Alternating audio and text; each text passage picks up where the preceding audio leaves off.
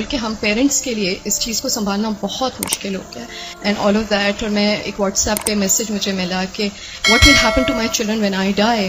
But سوچنے والی بات یہ ہے کہ what will happen to my children when they die. So اگر آپ کوئی ایڈوائس دے سکتی ہیں اس سلسلے میں تو بہت موزوں رہے گی. انہوں نے دکھتی رگ پہ ہاتھ رکھ دیا ہے اور بہت ہی اہم سوال ہے یہ. حقیقت یہ ہے کہ یہ ہر گھر کا مسئلہ ہے, ریلیجس فیملی ہے یا ریلیجس نہیں ہے, یہ مسئلہ ہر جگہ ہے, پڑھے لکھے ہیں یا ان پڑھ ہیں.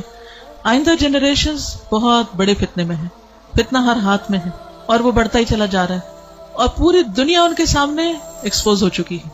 یعنی آپ کس کس چیز سے ان کو بچا سکتے ہیں, کس کس چیز سے روک سکتے ہیں. صرف ایک ہی حل ہے اور وہ روک اندر ہو, اور وہی تقوی والی بات ہے کہ جب تک ان کے اندر خود اللہ کا ڈر نہیں آتا, آخرت کی فکر نہیں آتی, اس وقت تک کوئی باہر کی چیز اب ڈھکی چھپی رہ نہیں گئی.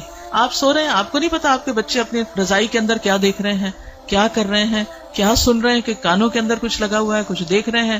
اور پہلے تو کہیں کسی خالی جگہ پہ جا کے چھپنے کی ضرورت تھی, تو اب تو گھر کے اندر بھی ہر جگہ چھپنے کی جگہ ہے, کیونکہ جس اسکرین پر وہ سب کچھ دیکھ رہے ہیں وہ ان کے ہاتھوں کے اندر آ چکی. اس کے لیے جو پرسنل میرا ایکسپیرینس ہے وہ دو چیزیں. ایک تو یہ کہ ہم اسکولوں سے تو جو اسکول ہیں انہی میں ہی جائیں گے, اور جو باہر معاشرہ ہے اور جو کچھ ہو رہا ہے وہ سب وہ کریں گے, اس سے کاٹ تو نہیں سکتے. میں نے سب سے زیادہ جو دعائیں مانگی ہیں, رو رو کے مانگی ہیں, سجدوں میں پڑھ پڑھ کے مانگی ہیں, وہ اسی کے لیے مانگی ہے کہ اللہ میرے بچوں کو ایمان دے. یہ صرف پچھلے 5 سال میں جتنی چینجز آئی ہیں وہ اس سے پہلے شاید کئی 100 سال میں نہیں آئی تھی.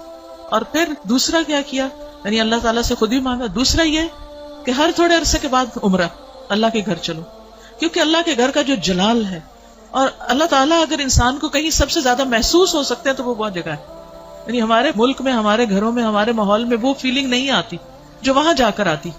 تو الحمدللہ ان عمروں نے, اللہ کے گھر کی زیارت نے دل کے اندر